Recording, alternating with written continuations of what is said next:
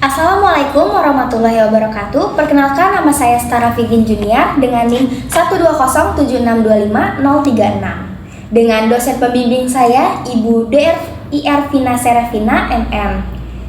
Saya akan membacakan proyek UAS mata kuliah landasan pendidikan tahun 2025 dengan topik pembahasan konsep pendidikan. Subtopik pembahasannya adalah pengertian pendidikan dalam berbagai perspektif psikologi dengan studi kasus Indonesia Darurat Bullying. Ringkasan materi, pendidikan dalam perspektif psikologi dipahami sebagai proses membantu individu berkembang melalui pengalaman belajar. Fokusnya adalah bagaimana seseorang belajar, faktor yang mempengaruhi perilaku belajar seperti motivasi, minat, dan lingkungan, serta bagaimana perbedaan individu mempengaruhi cara mereka menerima dan memahami. Lalu ada learning outcome. 1. Pengetahuan, memahami definisi dan makna motivasi belajar menurut psikologi pendidikan. Menjelaskan fungsi motivasi dalam belajar, yaitu mendorong, mengarahkan, dan mempertahankan perilaku belajar. Kedua, pemahaman konstekstual, memahami pengaruh motivasi terhadap keberhasilan belajar dan proses pendidikan. Menyadari bahwa motivasi dipengaruhi faktor internal atau diri sendiri dan eksternal melalui lingkungan, metode, dan media. Ketiga, keterampilan analitis, menganalisis faktor-faktor yang meningkatkan atau menurunkan motivasi belajar, mengevaluasi faktor tersebut berdasarkan teori yang relevan. Keempat, keterampilan aplikatif, merumuskan strategi atau intervensi untuk meningkatkan motivasi belajar, misalnya metode menarik, media tepat, penghargaan. Perancang kegiatan pembelajaran yang mempertimbangkan aspek motivasi dari sudut pandang guru dan siswa. Kelima adalah sikap atau afektif, menghargai pentingnya motivasi dalam proses pendidikan, menunjukkan empati terhadap kondisi belajar siswa dan memperhatikan faktor internal maupun eksternal mereka. Bullying itu bisa terjadi justru di ruang-ruang yang gak terlihat. Rantai bullying ini benar-benar gimana pun kita rentan jadi korban gitu. Dan somehow rasa percepatan digital sekarang justru somehow lebih berbahaya dan lebih nggak bisa didetek ya kalau cyberbullying gitu loh. Kita ke setua itu bersamaan kan kita langsung.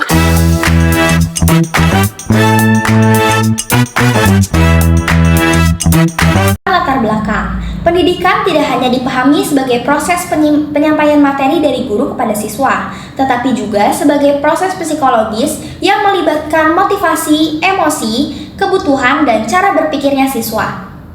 Tanpa motivasi, proses pendidikan tidak akan berjalan optimal meskipun metode pengajaran sudah baik. Dari perspektif psikologi, pendidikan dipandang sebagai proses yang mencakup aspek kognitif, emosional, sosial, dan motivasi. Karena itu, memahami pendidikan melalui sudut pandang psikologi membantu guru dan siswa menyadari bahwa keberhasilan belajar sangat dipengaruhi oleh kondisi psikologis individu. Teori pendukung. 1. Motivasi sangat dipengaruhi oleh observasi, lingkungan, dan efikasi diri. Efikasi diri adalah keyakinan siswa bahwa ia mampu menyelesaikan tugasnya. Jika siswa percaya dirinya mampu, motivasinya bisa meningkat. Motivasi juga muncul karena modeling, ketika siswa meniru perilaku si teman atau gurunya. Relevansi, guru perlu menjadi teladan positif dan membantu meningkatkan kepercayaan diri pada siswa. Kedua, menekankan bahwa belajar terjadi karena stimulus respon. Motivasi muncul akibat penguatan yang diberikan lingkungan. Motivasi bisa meningkat ketika siswa mendapatkan hadiah, pujian, dan skor yang tinggi. Motivasi juga bisa menurun ketika tidak ada penguatan atau adanya hukuman.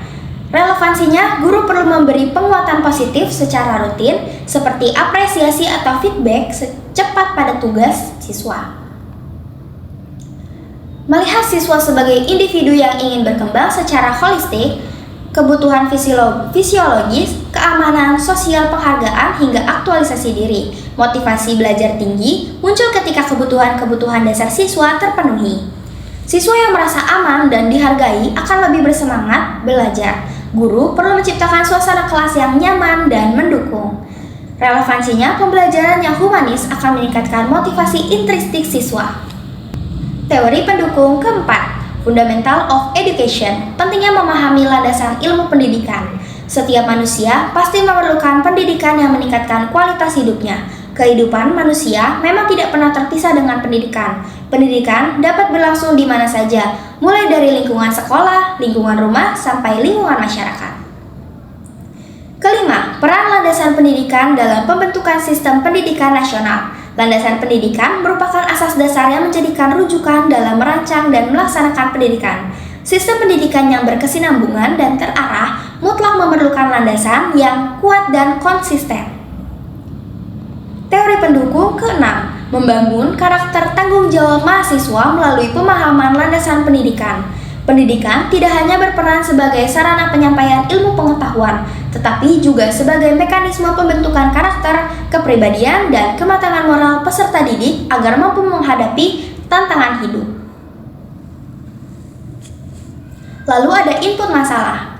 Pertama, apakah masalah muncul ketika siswa kurang memahami nilai disiplin dan tanggung jawab sehingga bisa menghambat pembentukan kepribadian yang sehat? Kedua, apakah masalah muncul ketika siswa menunjukkan cara pandang yang sempit dan kurang terbuka sehingga bisa menghambat perubahan pola pikir yang diperlukan dalam proses belajar? Ketiga, apakah masalah muncul juga ketika siswa belum mampu mengenali minat dan bakatnya sehingga menghambat pengembangan potensi diri secara optimal? Di sini ada proses penyelesaian masalah. Yang pertama, proses penyelesaian dilakukan melalui pembiasaan perilaku disiplin, pemberian tugas yang menuntut tanggung jawab, serta berpendampingan langsung dari guru.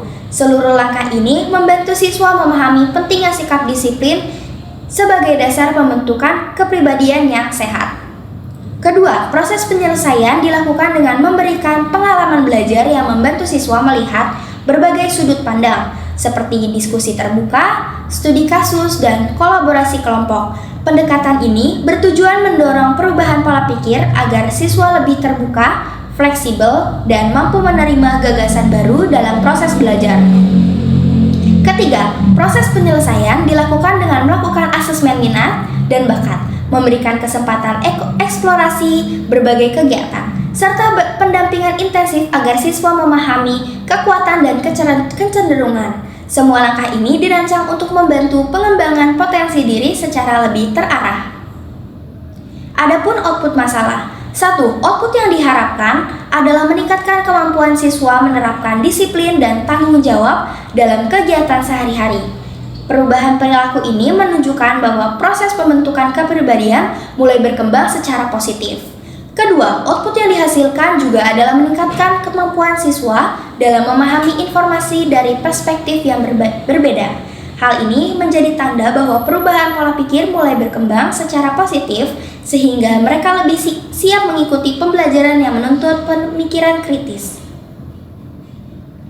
Ketiga, output yang dihasilkan adalah meningkatkan kemampuan siswa mengenali minat dan bakatnya, sehingga mereka dapat memilih kegiatan yang sesuai dan dapat mendukung pengembangan potensi diri secara optimal.